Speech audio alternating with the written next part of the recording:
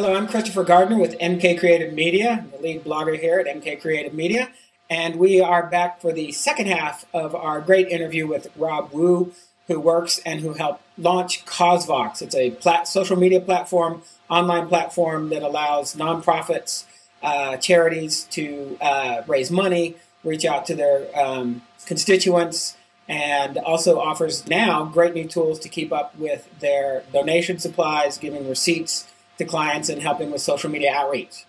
So Rob, thank you again for joining us. My pleasure. And when we last talked, you were talking about how Causevox was developing some of their own tools in a toolbox for the 2.0 version, and how some of your clients were giving you honest feedback about some of the tools they wanted or didn't want. And I was wondering if you could say a little more about that. How were these clients involved with maybe testing tools or being a part of the workflow to get 2.0 up and running for you guys? Yeah, definitely. They're very active. We have a really strong relationship with our core group of nonprofits that are on our advisory board, basically. So what happens is, after they're giving us feedback, after we release the new feature sets, then they'll be the first ones to be able to really see it. Not only do they see it in terms of what it looks like before it's developed, but they see it and are the first ones to actually use the product that we release. For example, one of the nonprofits that we've been working with pretty tightly in the past few weeks is called One Girl. They're a nonprofit in Australia. I honestly think they're going to be the next movement across the world because they just have such an amazing support base. But we've been working with them to launch some of these Causevox 2.0 features, as well as to launch a few extra ones that we're hoping to throw in that's included with the launch. So we work really closely. They're some of the first ones there. And how we're doing the release is that instead of just migrating everybody over to the new version, we're kind of doing a state migration over to it. People can opt into a version 2, or they can stay with a version 1. The main reason for this is because of two things. One is we want to see that that people are compelled to move to a version 2. That what we develop, what it is over there, is going to be useful. We want to see that 2.0 has a solid value for our nonprofits. The second reason why we've done that is just to mitigate against any bugs. When you move people, when you give them the option to move to a 2.0, then what happens is the early adopters will jump into it first, and then they will help you refine your platform so that when the rest will jump on board, you'll have a product that's completely polished that might be even better than what you released before. So that's the reasons why we're doing our release that way. Mm-hmm. Very good. Now, the 2.0 version that you're talking about, you're doing it as in a kind of rollout as opposed to a launch. Can you give us a sense of, are most people excited to get on fairly early? Yes. Do you have a lot of clients who are kind of waiting to see and still talking with you about the tools, but waiting to see where they move to 2.0? Sure. Yeah, we have a list of nonprofits that are very, very excited to jump on board. After we sent out an email newsletter about, hey, we said here's a preview of 2.0. If you're interested in new version, just sign up. And we got over 25 responses within the first few hours. Just from that, about people say, hey, I really want to sign up. So they gave us a name. And so a lot of them were on the first of the list. And we have several others, several dozen more that came in through the door. I think those would be the first testing set that we work with. And then from there, once we actually release it to a wider net of people, then I think it's going to help push more people to the 2.0 version. Great. Now, how are you reaching out to you already have obviously a dedicated group of users of Causevox, right. But to people who maybe are not familiar with it, or to people who are, sure, but are looking for training and information about 2.0, how are you reaching out to them? Right, we have a couple ways. We definitely have a lot of communication through our email newsletters. That's kind of the primary way of communicating. But we also... how do people sign up for that newsletter? So It depends on how they get in touch with us. The first way to sign up is to create an account with Causevox. Everybody who has an account is also on our email newsletter. But also, if you sign up for one of our resources, then you'll also be on that. The third way to sign up for it is through our blog. We have a subscription in which we release certain news through that.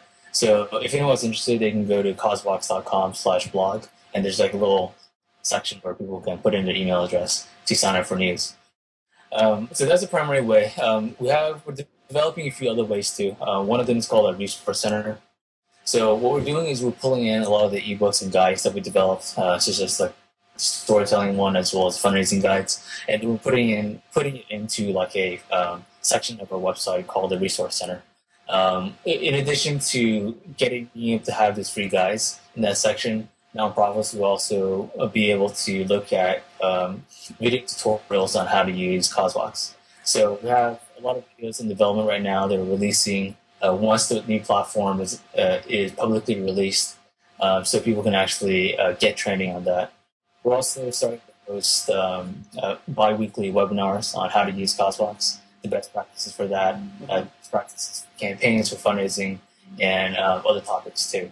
So that's part of our education component of our platform. And also we're doing kind of a blogger and press outreach too, although that's probably not the primary focus today at least.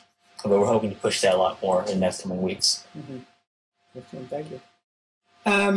Now more generally, if I may, kind of beyond Causevox 2.0, what are some of the trends you see in either social media outreach, fundraising, a combination of the two? And in particular, if you can share it with us, I don't want to get anything proprietary to your platform, but were there some things built into 2.0 that you guys were anticipating would be more important a little bit down the road that may not seem so obvious today, but will be really useful a little later? Yeah, absolutely. There's one key component that's really important for us, and that was the main reason why we decided to basically throw out what we built in 1.0 and then develop it from the ground up. Mainly because I think mobile fundraising, as well as kind of using mobile devices to not only look at websites but also to donate, are becoming increasingly important. So what we had to do is rewrite our platform to accommodate to that. The second thing was important to us, at least, is what kind of thinking about what's beyond just social media. Because social media is a great way for people to share links, to share stories, to share media, as well as to share about their favorite charity. But then you have to ask the question, what's beyond sharing? So for us, what we're focusing on has to do a lot about creating a way for nonprofits to understand and to assess who their most passionate supporters are. That ties in social media, that ties in different actions that they would take. But it's kind of measuring the passion of somebody who is one of your supporters as well as one of your donors. So that's development too. And the main reason why we decided to rewrite the platform, second reason why at least, is to accommodate to a lot of those different ideas and different tools that we're launching in the next few months. So there are things.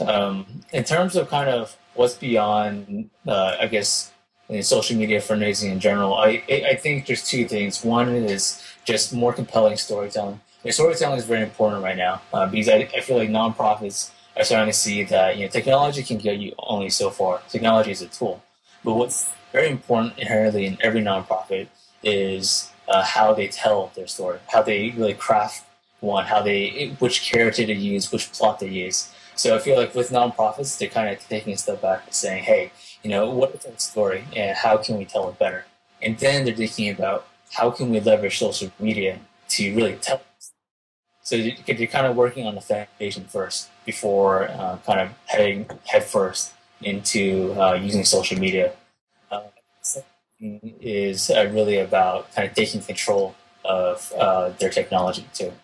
So what we've seen is one of the biggest trends right now is for the most successful nonprofits, what they've done is they've taken their fundraising platforms back into the website, meaning that their fundraising platform is hosted by like a third-party vendor. They're built to the nonprofit's web presence. So I think that's important because never for good did a study said that When nonprofits have branded fundraising pages, donation pages, they tend to get 15% more donations at that one point in time. And then it also said 40% over the life of the donor or something like that. So I think a lot of nonprofits are starting to see the importance of that, as well as some of the leading charities have actually demonstrated the importance of that. And because of that, they're starting to take their fundraising platforms back into the website so they can actually have their own branding, tell the stories a lot better. So I think that's another trend that we'll see in the next year. Mm-hmm. Great. Well, Rob, I appreciate you sharing this time with us because I know how busy you are getting 2.0 up and out. So MK Creative Media would really like to thank you for the time you gave us on this interview. Sure, it's my pleasure. It's always great talking to you. Thank you. I appreciate it. And folks, you can check out Causevox.com and get more information, sign up for their blog. And we thank you for joining us on this interview with Rob Wu at Causevox. I'm Christopher Gardner from MK Creative Media. Thank you. Thanks.